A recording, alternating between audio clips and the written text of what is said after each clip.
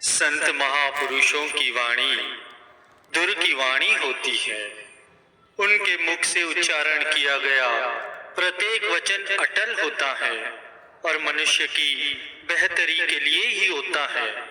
जिनको श्रवण करने मात्र से ही मनुष्य के सारे संकट, कष्ट, रोग और सारे दोष समाप्त हो जाते हैं। जो श्रद्धा और पूर्ण निष्ठा से इन वचनों को अपने अंतर मानस में अंकित कर लेता है और उसी के अनुसार अपने जीवन को डाल लेता है, वह उनकी पूर्ण प्रसन्नता का पात्र बनकर अपने दोनों लोक संवार लेता है। संत महापुरुषों के परम पावन अनमोल वचनों को समझना, गुरु को वीडियो लाइक करना, सब्सक्राइब करना प्लीज। मनन करना मानो महासागर की गहराई की था पाना है। गुरुमुख जन इन वचनों को हृदय गम कर निश्चय ही अपने जीवन में सच्ची खुशियां और आनंद भर सकते हैं।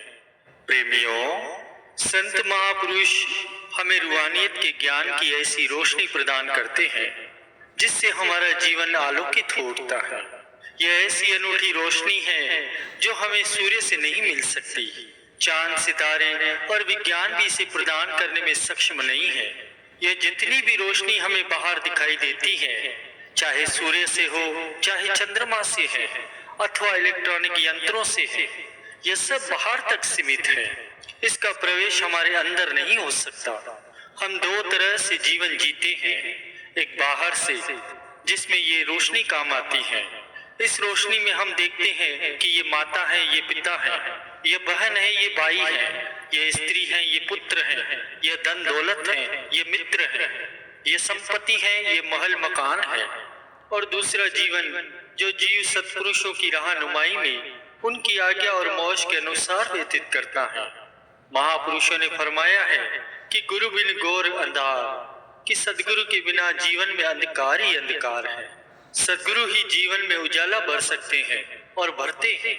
जिनके विचार पवित्र हैं उनके लिए इस घोर कलयुग के समय में भी सतयुग है, और जिनके विचार मलिन हैं, अपवित्र हैं, उनके लिए सतयुग, त्रेता और द्वापर युग भी कलयुग की तरह ही है। क्या हिरण्यकश्यप के लिए वो सतयुग था? क्या रावण के लिए वो त्रेता युग था? क्या कंस और दुर्योधन के लिए द्वापर युग था?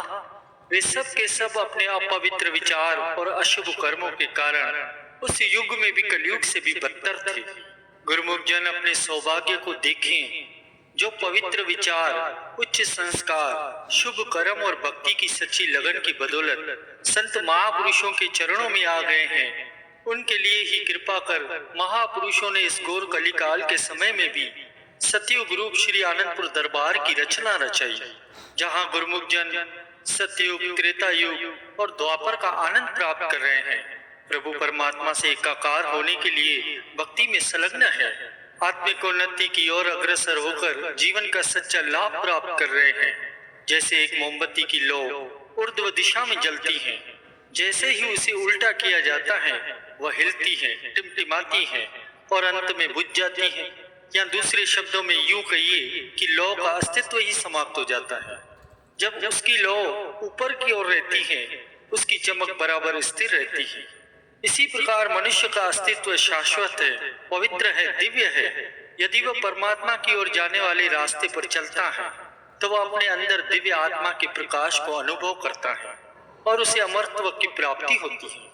अब ये कुदरती नियम है कि मनुष्य जैसी संगति करता है वैसा ही उस पर रंग चढ़ता है। जिस तरह पानी का अपना कोई रंग नहीं होता, उसमें जिस प्रकार का रंग डाल दो तत्काल ही उस रंग का हो जाएगा। उसे गिलास में डाल दो तो वह गिलास की आकृति में बदल जाएगा। उसे लोटे में डाल दो तो वो लोटे का आकार ले लेगा। ठीक इसी तरह मन की भी यही हालत है। इसे भी जिस सांचे में डालना चाहो डाल सकते हो। अब सोचो, जबकि मन प्रत्येक रंग में परिवर्तित हो सकता है, हर रंग को स्वीकार कर सकता है, तो उसे क्यों न ऐसे सांचे में डाला जाए जिससे वह हरदम सुखी रहे, और सुखी विचारों से ही मन स्वस्थ होता है। प्रेमियों, सत्पुरुष ही नाम के धनी होते हैं। उनकी संगति से मनुष्य को नाम का सच्चा धन प्राप्त होता है, जिससे वह दुखी से सुखी और अशांत से शांत बन जाता है। फिर जीव अपने मन पर क्यों न उनकी संगति का ही रंग चढ़ाए। संत महापुरुष चिताते हैं कि भटकना छोड़कर शीघ्र ही संत महापुरुषों की शरण ग्रहण करो, जिससे उनके बताए हुए मार्ग पर चलकर जीवन को खुशहाल कर सको। एक अबोध अनपढ़ बालक को अक्षर का कुछ भी ज्ञान नहीं होता, परंतु जब वह शिक्षक के पथ प्रदर्शन में चलता है तो हर प्रकार की विद्या में निपुण हो जाता है। जिस विद्या के जानने वाले का मार्गदर्शन प्राप्त करता है, उसी प्रकार की विद्या अथवा हुनर उससे प्रकट होने लगता है। इसलिए कोई इंजीनियर बन जाता है तो कोई डॉक्टर बनता है, कोई दार्शनिक बनता है या कोई उच्च पद को प्राप्त कर लेता है। कहने का अभिप्राय यह है कि मनुष्य के अंदर संसार के सभी हुनर, सभी विद्याएं और बहुत सारा ज्ञान भरा हुआ है, परंतु जब तक उसे निपुण शिक्षक का मार्गदर्शन प्राप्त नहीं होता, उसके मन मस्तिष्क पर ताला लगा रहता है। जब शिक्षक से ज्ञान प्राप्त करना शुरू कर देता है, तब उस ज्ञान से संबंधित सब तथ्यों की जानकारी प्राप्त कर लेता है। उसके अंदर छिपा ज्ञान प्रकट हो जाता है और वह उसमें पारंगत होकर अपने लक्ष्य को हासिल कर लेता है। जैसे संसार और शरीर से संबंधित विद्याएं अंदर भरी हुई है, वैसे ही उससे भी अति सूक्ष्म, मूल्यवान और अपनी वास्तविक वस्तु भी मनुष्य के शारीरिक ढांचे के अंदर विद्यमान है, जिसे अंतरात्मा या रूह कहा जाता है। उसका ज्ञान प्राप्त करना भी अति आवश्यक है। आत्मिक ज्ञान की जानकारी प्राप्त करने के लिए जीव को आध्यात्मिक गुरु की परम आवश्यकता पड़ती है।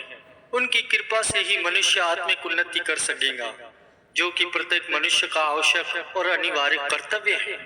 महापुरुषों की वाणियों से ही इस बात का ज्ञान होता है कि सच्चा सुख कहाँ है और कैसे मिल सकता है। गुरुवाणी में फरमान भी आता है कि गुरु की सेवा सदा सुख पावे, सत्संगति मिली हरि गुण गावे। गुरु सेवा ते आपु पछाता, अमृत नाम वसिया सुख दाता।